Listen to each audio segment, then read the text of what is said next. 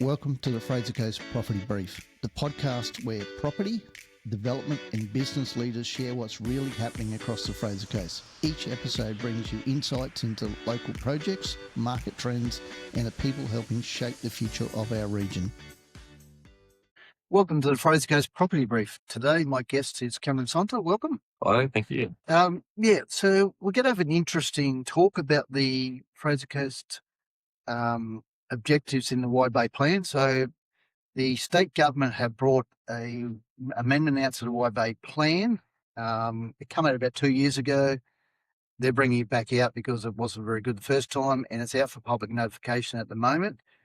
This is a draft plan that people can actually still submit and comment on. So I want to delve in to why it matters and why it matters so much for Hervey Bay, because the figures are pretty big around that. So before I start, I might just say a little bit about you, Cameron. Tell us who you are, who you work for. I know you're representing Fraser Coast Property Industry Association today, but tell us a bit about your background to start. Yeah, sure, Glenn.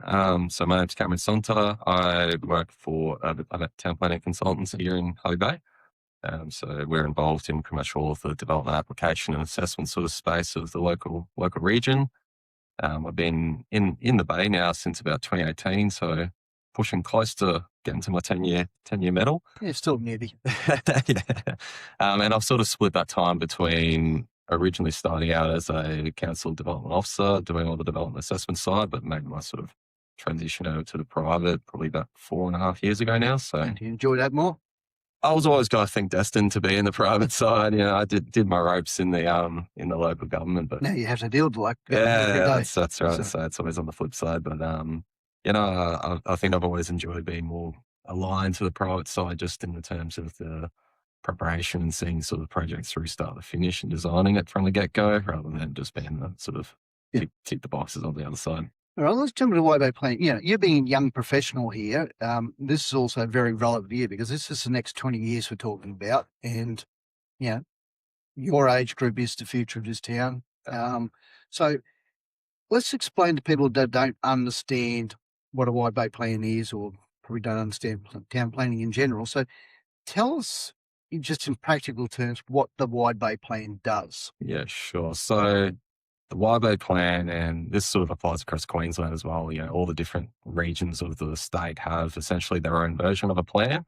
It's a state interest. It's basically a state level document that sort of has high level interests that are important to the state. So things around housing supply, the education, economic development, infrastructure that goes with it, biodiversity, environmental values, like this, all the high level stuff that sort of, sort of guides how sort of the region should be developed and managed. So this framework, so council's plan drops into this framework. So Correct. It's got to be the Wide Bay Plan first. That's right. Yeah. So it's basically a tiered sort of structure. So the state sets the higher level interest to the state.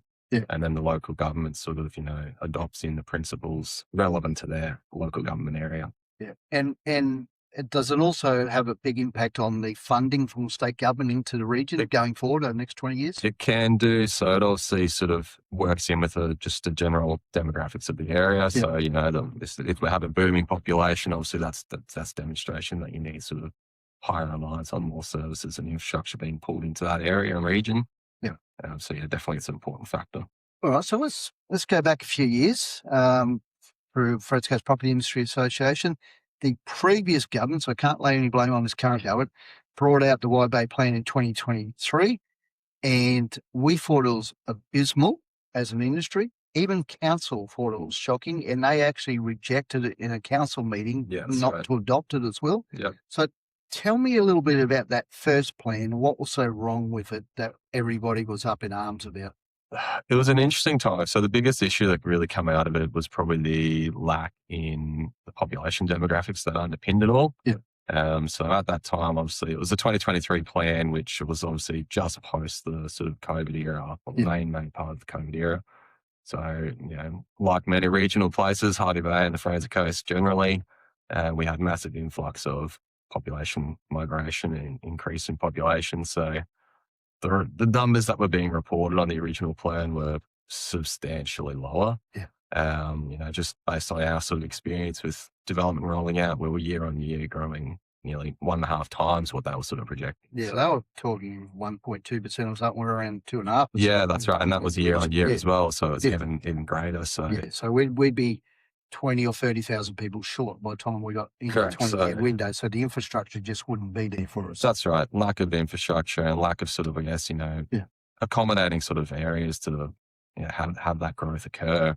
Yeah. The other issues that sort of stemmed out of it too was more from the environmental side of things. In particular, they'll bring in a dark sky overlay, which essentially that sat over nearly a 5-kilometre radius inside from the foreshore. Explain what that means to the people that don't. What it essentially was it wasn't necessarily a direct limitation on projects per se. It was sort of, it required some further investigations on projects. And it was to do with essentially impacts on potential turtle rookeries and shorebirds. Yeah. Which of course, as an environmental factor is relevant, but in terms of just how Hervey Bay is set up and some of the values that we do have here, it wasn't quite really compatible to, I guess, how any development, and it basically, almost sterilised any development occurring. So Well, it's in conflict too, because Monrepo had a dark sky, and that's where it really come from. And we've had a couple of turtle nesting spots here, but they basically put a blanket from Ghost Hill right down the Esplanade. Yeah, that's right. So any sort of artificial light anywhere was going to affect the dark sky and basically rendered any development null and void. Yeah, that's right. Yeah. And the other crazy thing about it is the same plan says for places like Hervey Bay to survive, we need a nightlife economy. Yep. So it was complete conflict between the areas in the plan. Yeah. And it's probably just more so that, just the way that obviously the topography of Hervey Bay, obviously we do have those ridge lines at the back, but beyond that, once you go over that ridge line, which is where a lot of our growth is occurring now as well, it just becomes an irrelevant sort of matter. So we're sort of unnecessarily complicating potential development assessment. Right. So there is a draft plan now online. We'll also put that in our Facebook information so you can actually go online and see it. But so this is draft out for consultation. So this is our opportunity and everybody's opportunity to have their say about it. So in this current draft, before we get into what we think needs to be changing, what's changed from that one in the 2003? What have this new government changed already?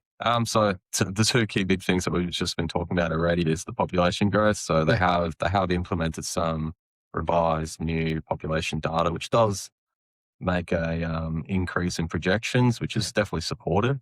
And they've recognised some growth corridors too, haven't they? That's right, yeah. So in the background, in the meantime, before this was released, council was already sort of working on their own sort of policy projects, but it's sort of been, some draft compatibility between that and what's now in the state plan. So it picks up some of those growth areas. What about regional infrastructure? Have they upgraded that at all? They've included a new addendum to the back of it, which does include some infrastructure. Whether it's gone far enough, possibly not. Yeah. And obviously they've updated the numbers, but we believe the numbers are still low.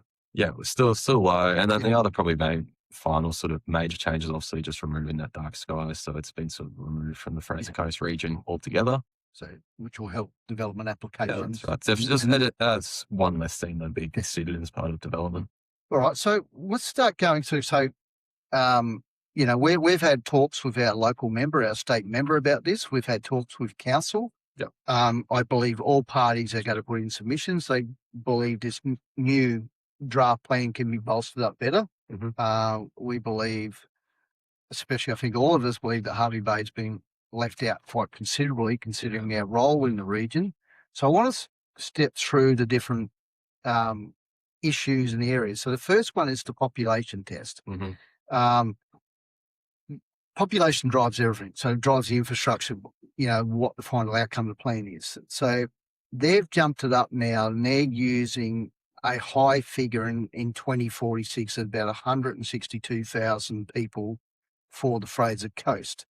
But I also noticed when I was reading the plan the other day, they're starting to base on about 112,000 now, when we're already at 122 plus. That's right. So tell me about the population figures and where we have concerns around that. Are they not seeing what's going on here? Yeah, it's potentially, and obviously, so they can either sort of rely on what data is available to them, which is it's a flaw in any sort of strategic documentation. But, from the get-go, like we already know that from just estimated projections, we're beyond their low case. So I think that already gives a bit of a indication that we could be undercooking it a little. And if we, if we keep traveling on based on the year-on-year projections and development that's being created, we're going to be falling short, I think. Yeah. So, like, if this sustains, we're doing 2.5 to 2,800 people per annum, I think, locally. Right, yeah. We've probably got a 2.5% growth rate. Yeah. Constitutes probably 1,200 housing products. Yeah. Their figures, could be anything from 10 to 20,000 short still. Yeah, that's right. I think I worked out, it was about, based on their high growth, so to the 162,000, it's equivalent over that sort of period to 2046 was only about 850 homes. So that's nearly 400 short per annum if we keep on the current baseline. So that's like 8,000 houses short over that period. That's right. Yeah. So therefore they don't put infrastructure in place. They don't release new land in. Yeah, that's right. Or it just creates a shortfall where it'll work for a certain period of time, but basically just points to they're just going to have to refresh it again even earlier. But what happens is they try and do forward estimates in budgets, or council does 10-year infrastructure plans, things like that, and you leave out key bits of infrastructure like new sewage or new water, and then all of a sudden you're scrambling for money, and no government department's got them at the moment. Yeah, that's right. Yeah. So the other thing in the Wide Bay plan, which been disturbing me for many years, is Hervey Bay is never been recognised as the key population centre of Wide Bay. Yep. We are bigger than Bundaberg now. Yeah. Our growth rate's going to outstrip Bundaberg, by a long way over the next 20 years. Yep. But they keep recognising Bundaberg as the main centre for the Wide Bay and government departments. Yep. What's with that? Your guess is as good as mine, Glenn. But yeah, it's a struggle because I think it's difficult because I guess when you look at Bundaberg, they do have their satellite areas of Childers and Bargara and all the elite heads which are expanding, but Bundaberg's always been their core big centre and it's a single centre, whereas Fraser Coast has kind of always had the issue where we're split across the Maryborough and Fraser Coast, where both, Fraser Coast and Maryborough and Hervey Bay, and they're both equally quite large. Obviously, Hervey Bay's edged ahead in the last sort of decade and a bit. But I think it's because we're sort of having to share those two locations. It sort of hurts us a little in terms of, having an identity properly. Yeah, I think, and the other thing that hurts us a little bit is Hervey Bay doesn't have a Hervey Bay CBD. We have 5 suburbs, Whyalla, Torquay, Erang and all this, but we don't actually have a suburb called Hervey Bay in a CBD. Like Maryborough, you turn in that.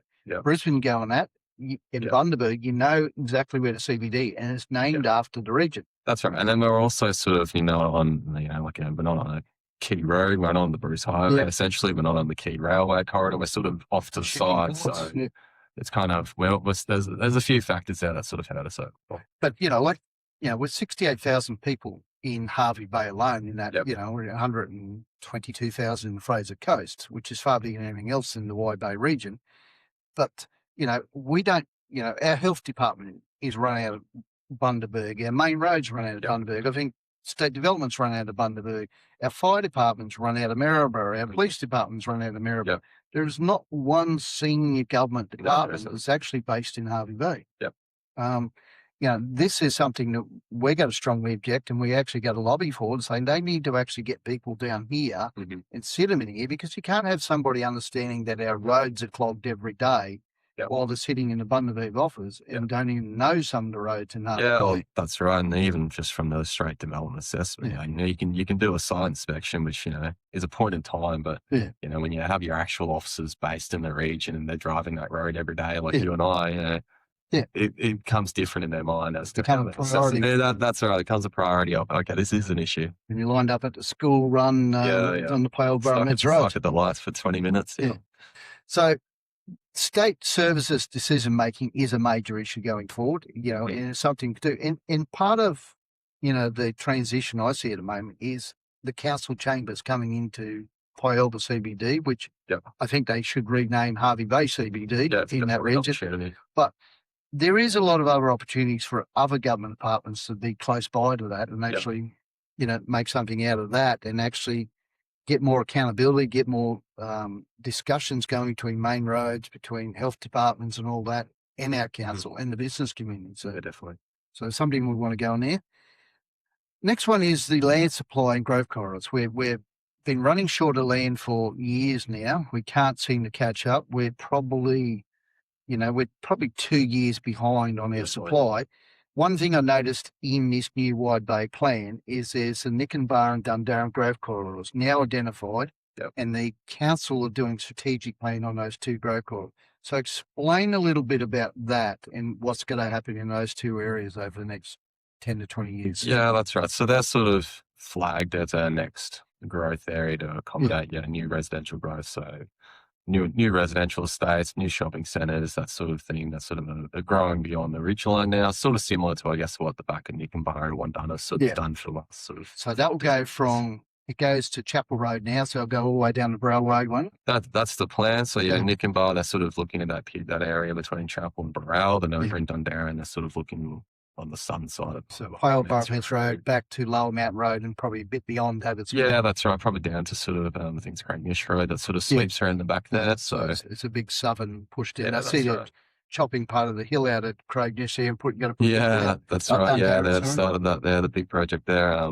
But it's it's sort of the area that's meant to sort of accommodate our major growth for the next probably at least 10 to 15 years. It's not going to happen overnight by any means. So tell me some of the things that need to happen in this Wide Bay plan. There's some conflict between old mapping in priority agricultural area and council's new mapping saying this is our growth corridor. So how does that conflict get fixed? Because you've got old farms that might have been pineapple farms 30 years ago, but no one's grown anything on it for years. But state mapping said they're good agricultural. Yeah, that's right. And it's an interesting conundrum because it's kind of, you get essentially what this plan needs to do is balance the interests. So we obviously need the housing growth to support the population targets that are being made for, but at the same time, the plan still recognises all that area of Dundarran and 𝐤𝐿𝐴 as a priority agriculture because historically our region's been very a lot of our economic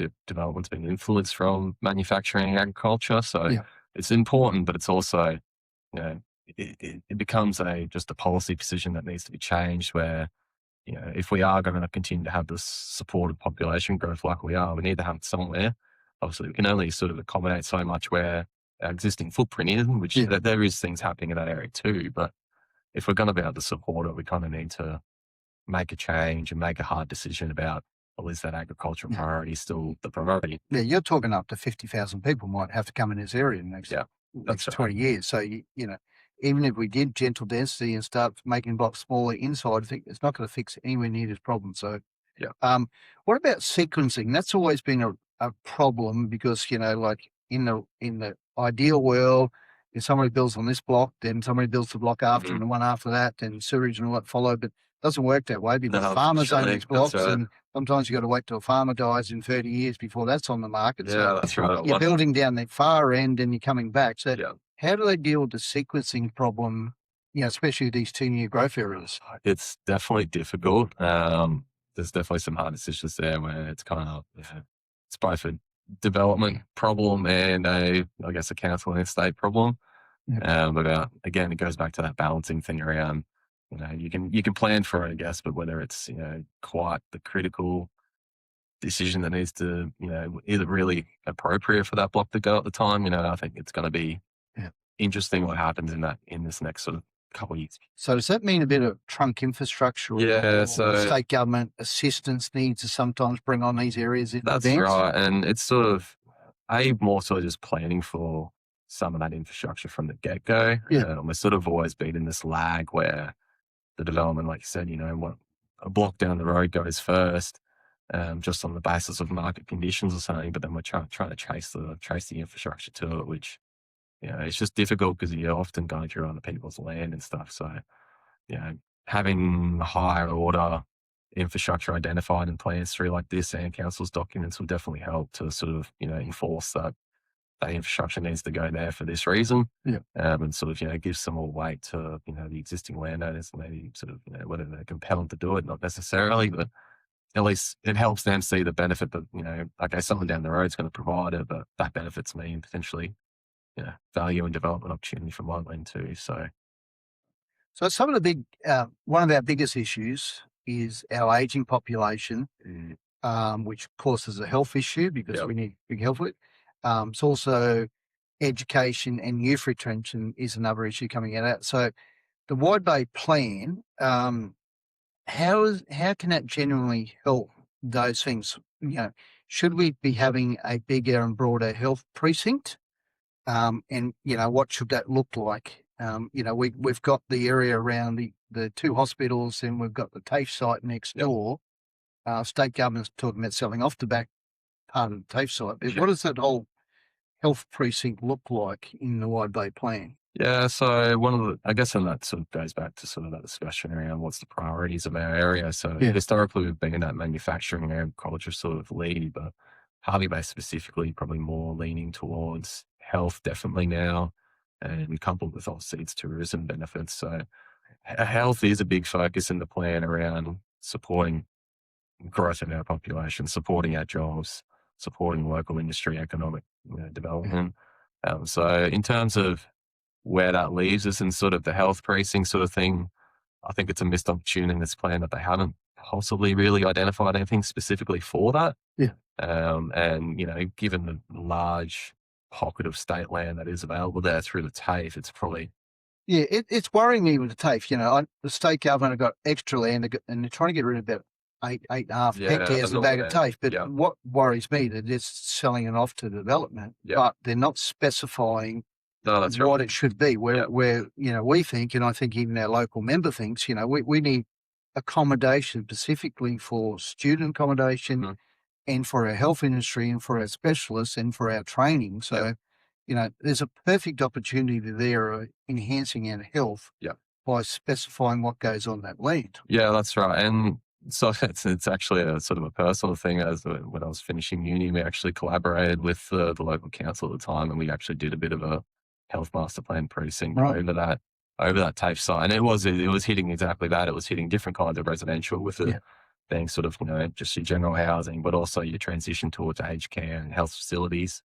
But that was coupled with, I guess, sort of allied health and commercial sort of development around directly supporting both the public and private hospitals there. So I think that's generally what needs to happen on that site. You might have to find that old document and read because there's talk about the TAFE should go down near the university in the CBD, which would revitalise, the uni, the CBD, revitalise cafes, accommodation, everything around that. But then you've got this big TAFE site, the rest of the site, which could actually have specialised training for like nurses. That's right. Especially probably aged care. Aged care and all these sort of things. That's right. But they don't seem to be working through that as a master plan. Council were talking about rezoning the TAFE site to have so in the medical over it. That's right. In the draft scheme that council advertised earlier this year, there was a bit of a draft medical precinct over the site. Whether the left hand is not talking the right hand in terms of council and state here, it'd be interesting to see what submissions are made in that space. But we need to do that. We need tighter courses in. But the other thing, we've got a private hospital, public hospital across the road. There's no connectivity between the two. No, that's right. They've got car parking issues. They separate rather than putting one multi-level car park where the council's got a car park and actually doing an overpass and connecting two hospitals. Big opportunity there for sort of shared infrastructure in terms of access and parking and all that sort of thing. So, Right. Education, that's a big one. It's a big one for professional retention and for youth retention. So this Wide Bay plan, does it really identify enough schools for us going forward?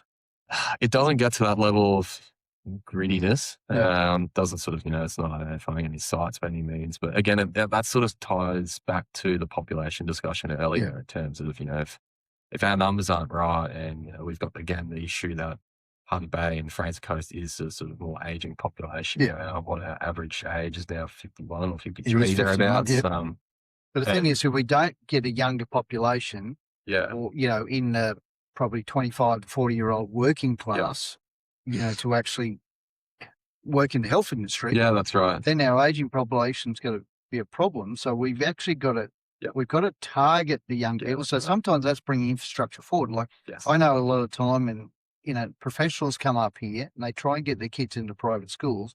There's waiting lists, and the Lincoln College, they cannot get their kids in the school into a good private school, so they leave because the future of their children. So I think the state government's got to actually say, well, yes, we, based on our aging population, we don't need them out. But if we want to change direction and get a younger population, we've got to put the infrastructure in and the vision in to actually attract the younger people. And education is a big one. Yeah, that's right. And it's probably also, putting more emphasis in this plan too, and sort of post-school, sort of tertiary sort of education as well, whether it's, through TAFE or through unis, about offering some of that more course opportunities. The current university only offers about 3 or 4 sort of degree, which one of them is for nursing, but that's just one silo. It's, and they're not even sort of linked to the actual hospitals themselves too much. There's opportunity there, especially again going back to that TAFE precinct. Create an actual education hub that works directly in with the couple of hospitals there. Like doctors can't do their last year or 2 of their degree in Hervey Bay, or they go back to Bundaberg or something. So what do? They actually move there. They finish their degree, so they stay in it because they're committed to that community. So we never get them back. It's big problems around that, and and youth retention is one of our biggest things. And I don't think the Wide Bay Plan's even really looked at how we change our demographics in the future. It's just doing infrastructure. So another big one is the transport network. Again, it's based on the population, but there is so little foresight in the transport network here. So through us, we're looking at some major things. So tell us about things like, should there be a loop road or a bypass around Maryborough from Bruce Highway to Hervey Bay? Why is that important to plan it now?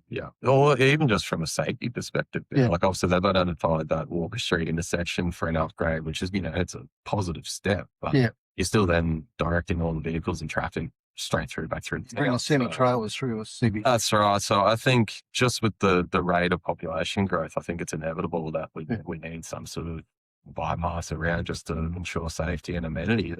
So it's not even in the Wide Bay Plan. It's not even identified in there, and there's no road area reserve. So some of those things take 20 years to happen. But if you don't take the land now, somebody will develop somewhere you'll never get the access. That's right. And the corridor doesn't need to be specific right now, but there just needs to be some idea of it. Look at the Boundary Road extension that was completed by council recently. That was forecast. It was projected back in the 80s and 90s that secured the corridor. I was actually working on those estates around 1991, Hervey Bay Heights and Tropical Palms, and somebody had the foresight then, when our population was probably in the 20,000s, to say we need a 4-lane road going from one end of the bay to the other and taking a reserve out of those developments. Whoever had the foresight then, they need to be congratulated. That's right. Or because we'd be stuffed now, with our, east-west bypass, because Boat Harbour Drive's choked. So we've got to do the same thing for the next 20 years and the next generation. Other roads, it's the Pale-Burham Hets Road, it's about a $75 million project now. It is years behind. And that's just for one intersection. And there's the rest of them that fail as well at the moment. So. No one's even talking about the Chapel Road, Hervey Bay Maryborough Road, main roads. Our last discussion, they didn't even really know where it was. Yeah, that's right. It's also stopping schools because you can't get schools in the growth areas because we don't have the intersections to take them off the highway to the schools. That's right. I think one of the schools, I forget which one it was, but they were trying to do a private school somewhere off that road, and it's going to cost them, what, $10 or $20 million? Yeah, something like that. And that was sort of, 2019. So yeah, 2019. What it costs now. So that just killed that school because there wasn't enough foresight. And you got the rail trail. We want to be, walking and cycling friendly. Yeah, that's right. But you got to cross a highway, and That's right. there's no connection And over cross there. that, or even just, even how you road cycling between Maryborough and Hervey Bay. It's a death wish trying to touch that road. And they have got a bit of cycling in the Wide Bay Plan and trails, but there's nothing for us, is it? Yeah, and it's a lot of it's based on your more recreational trails as well, which again, a great thing, but in terms of if you want to sort of advocate for alternative transport means, you still got to accommodate that on the road infrastructure for it, which is just a safety necessity. Yeah. So we're going to have a serious look at it as an organisation, put a submission in, which I know the policy committee's been working on at the moment. But what are some of the key? The other one I didn't really jump on is the harbour. The Urangan Boat Harbour's been a cluster for as long as I've been here. There's 5 different government leases over it. Yeah. Every development that tries down there fails because you can't get a government. We've got no or very little connectivity back to Gari, Fraser Island at the moment. We've got no tour operators, running into those areas. They do whale watching, but that's 3 months a year. What do they do for the other 9? That's right, yeah. So that's a key thing that could change. The growth in the Wide Bay Plan needs to change because, they have increased it from the previous one, but they're still topping out at 160.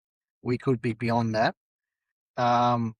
What other things do you think that needs to be reconciled in the Wide Bay Plan? Is there something over the Nikenbah-Dundaran area? Is it, is it the mapping? Is it the infrastructure? Is it the agriculture? How do they get rid of the conflict there? As I sort of said earlier, I think it's just a hard decision that needs to get made. Like obviously, it's going to impact people that currently own the land, but for the longevity of the sort of region, it's a tough decision to make. It's someone's income and history, but unfortunately, especially if the land of the agriculture in particular, it's a very cane-dominated area, which, ever since we lost the Maryborough Mill a few years ago. Cane change is not viable anymore. That's right. At least the typical story that comes sort of out is that it's not viable. They're sending everything off the chillers, which just with even logistic costs these days. And half them, even some of the farms in Maryborough are now changing to macadamia farms. That's right. The industry got, taken over by South America, and they do it so much more cost effective over there, with the cheap labour and everything like that. So we are not a major cane industry anymore. Unfortunately not. And other Bundaberg, Childers have realised that, completely changed direction. Yeah. Maryboroug's just starting to realise that, but the state government hasn't realised that with their mapping. So there's a few. I think there's just lots of opportunities across the whole plan just to reprioritise, especially Hervey Bay and especially the Fraser Coast. We're sort of we're left off to the side for the time being, really. And the big one for me is we're just not identified as a key area. So when you read through the Wide Bay Plan, it doesn't keep highlighting Hervey Bay as a central hub or the main city in the whole region, does it? Yeah. I can't see it anywhere in there. A lot of stuff refers back to Bundaberg. So, yes. Yeah. The growth's got to occur here. It's not going to stop. So, so I encourage people to go onto the state government site called the Wide Bay Burnett Regional Plan. So you can go on there. There's a section there that you can go on it online and actually make a submission. When's it close? I was going to say on the website, you can read all the plan and there's links there through their mapping as well to have a look at that stuff. Submissions, I think it's about the 14th of September off the top of my head. Is there any public consultation from state government in Hervey? I think they are running 1 or 2 sort of sessions, and I think they're sort of running them everywhere across the region, Bundaberg, Hervey Bay, Maryborough, Gympie, so on. I think there are some sessions, or there's online portal, you can talk to one of their state planners and get some further info or contact them on phone and stuff. But all right, we might wrap it up there. And thanks for coming along, and you got a bit of work to do to start that's right. objecting to this Wide Bay Plan. All right, we'll check out on all our socials, from Facebook to YouTube to your favourite podcast. All this information will be on there. Thank you. Cool. Thanks.